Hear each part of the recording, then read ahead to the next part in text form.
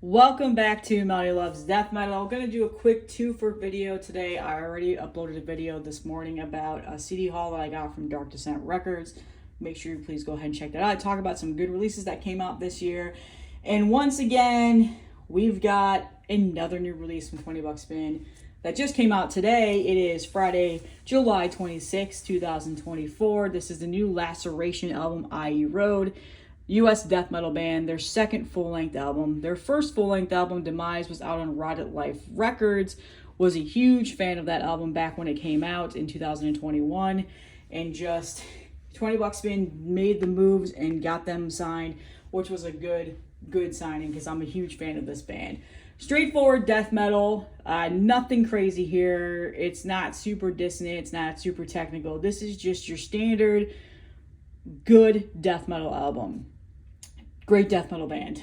So James Buscema is the album artist for this. Amazing artist. He also has done several other album artwork for other bands. I always think of Celestial Sanctuary.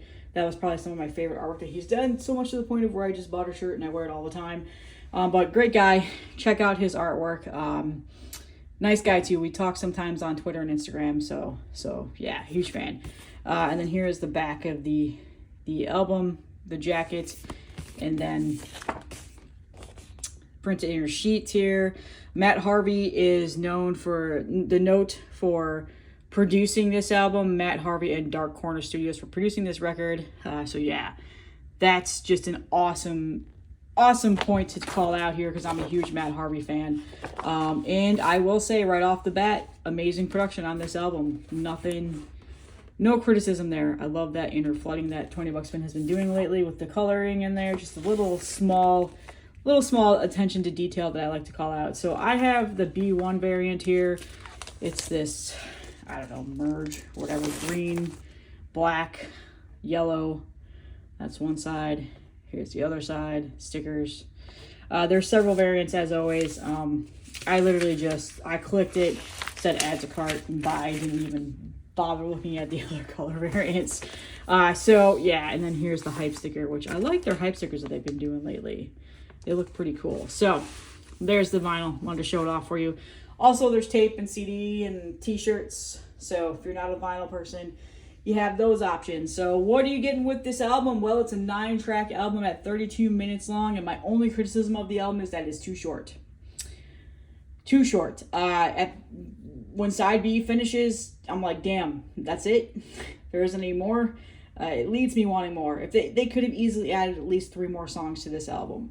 So, I mean, 32 minutes is still a good album length in terms of what, you can sometimes call an album. Some people will release an album that's like 25 minutes long, like, yeah, it's a full length, but really that kind of borderlines is EP there. But anyway, just a small little nitpicky thing. But what you're getting from this album is, like I said, really good straightforward death metal. They definitely wear their influences on their sleeve. They definitely, you can hear some influences of, immolation, malevolent creation, suffocation at times, Morgoth, death, like all of those influences are definitely on this album. It's got some really, really solid and just catchy guitar riffs. They can be melodic at times, and they're technical at times as well. It's a fast, ferocious album, and it's not like your standard meat and potatoes, knuckle dragging death metal. It's not that at all. There's definitely a sophistication here in terms of the songwriting. It's got riffs. The riffs are really what stand out in here, and the vocals are pretty phenomenal. There's definitely some thrashy blasts on here. They definitely have a little bit of a leaning on thrash metal, just a tiny bit. Not as much in their past releases, that's for sure. I think they have like a demo and a couple of EPs out previously too. But yeah, I mean, all in all, phenomenal album. Super catchy. I've had this record for about a week now, and then I've also had the promo for a couple months.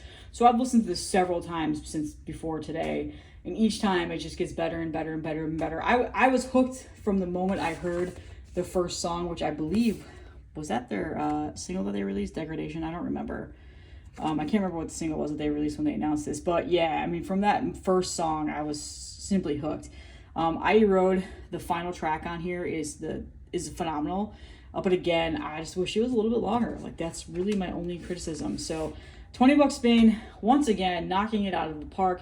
I was super happy to see this band was signed with them because, yeah, I mean, they're phenomenal. They've got, in terms of modern death metal carrying the torch, this is one of those bands that's going to do it well.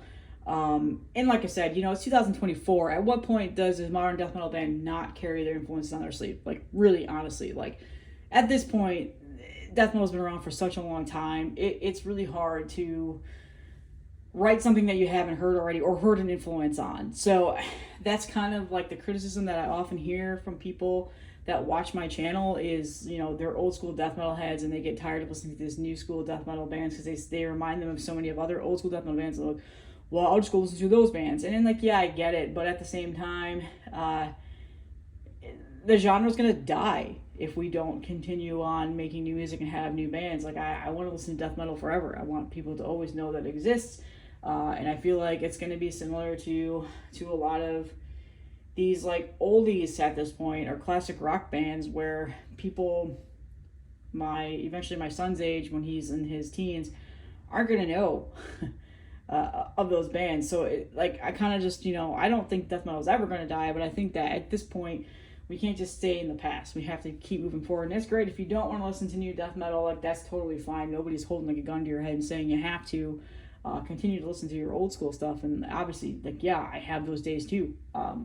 There are weeks sometimes where I go and I only listen to Cannibal Corpse, Suffocation, Immolation, Death, Morgoth. I mean, all the old heads who really paved the way for this genre. But at the same time, I want to listen to something new, and listening to the same songs over and over again can get a little bit stale at points, and so these newer death metal bands really scratch that itch. So that's just my thoughts on it. So, but again, that's going to be probably a main thing that I hear about this album is like, oh, I hear this on there, or they sound like this, and it's like, well, yeah, of course. I mean, think about it.